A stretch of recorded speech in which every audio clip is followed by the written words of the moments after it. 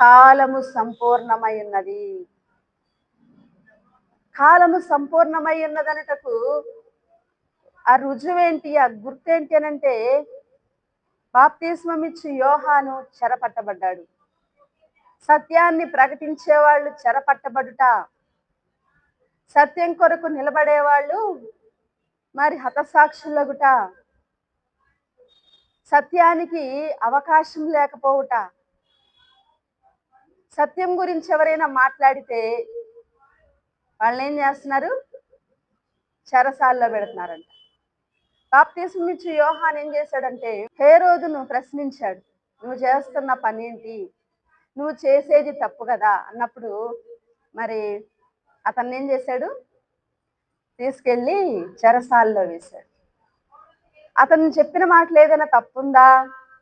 అతను చెప్పిన దాంట్లో ఏమన్నా మరి కానిదేమైనా ఉందా? జరగనిదేమన్నా ఉందా అంటే జరుగుతున్న విషయాలు బాప్తిస్మమిచ్చు యోహాను హెచ్చరించిన మాటలో ఏ తప్పు కూడా లేదు. అయితే ఇక్కడ జరుగుతున్నటువంటి విషయం ఏంటంటే, రాజైన వ్యక్తి, అధికారైనటువంటి వ్యక్తి పాప జీవితంలో జీవిస్తున్నాడు కదా, అక్రమమైన జీవితంలో జీవిస్తున్నాడు. రాజులే, అధికారులే అక్రమ మార్గాన్ని పడితే ఇక రాజ్యంలో ఏమన్నా న్యాయం ఉంటుందా? ఆ రాజ్యంలో ఏమన్నా నీతి ఉంటుందా? ఏమాత్రం ఉండదు. ఆ కాలంలో ఆ పరిస్థితులు ఎలాగున్నాయంటే, రాజులైన వారే, అధికారులైన వారే ఏం చేస్తున్నారు?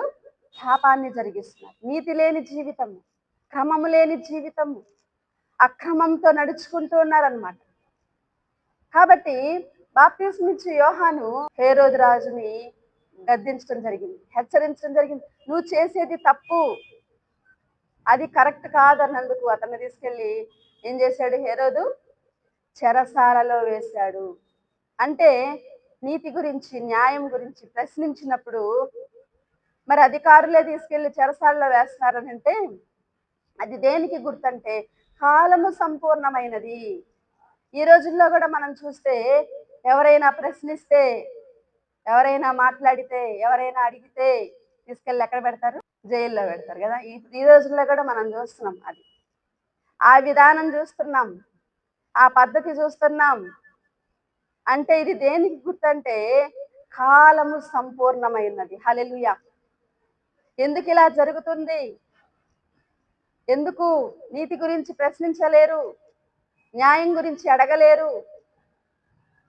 అడిగితే సత్యాన్ని గురించి మాట్లాడిన వారిని హింసించడం జరుగుతుంది కాబట్టి ఇది కాలము సంపూర్ణమై ఉన్నది అనడానికి ఒక గుర్తుగా ఉన్నది. దేనికి సంపూర్ణమై ఉన్నది కాలము?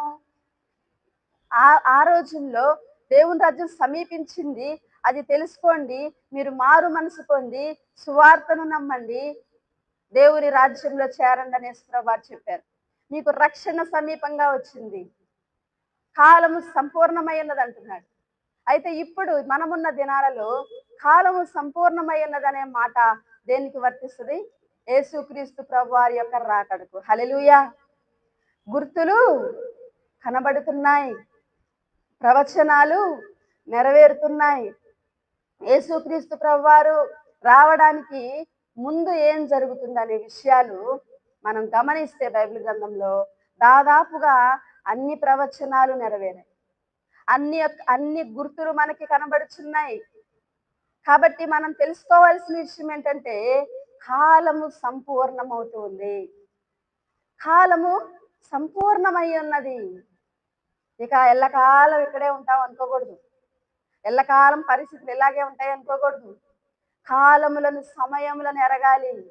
హల్లెలూయా. కాలములను, సమయములను తెలుసుకోవాలి. ఇది ఏ కాలము? మనం ఏ కాలంలో ఉన్నాం అంటే, యేసుక్రీస్తు ప్రభువారి యొక్క రాకడ కాలంలో ఉన్నాం. ఆయన మధ్యాకాశానికి వచ్చి తన వధువు సంఘాన్ని మరి మధ్యాకాశమున కొనిపోయే దినాల్లో మనం ఉన్నాం.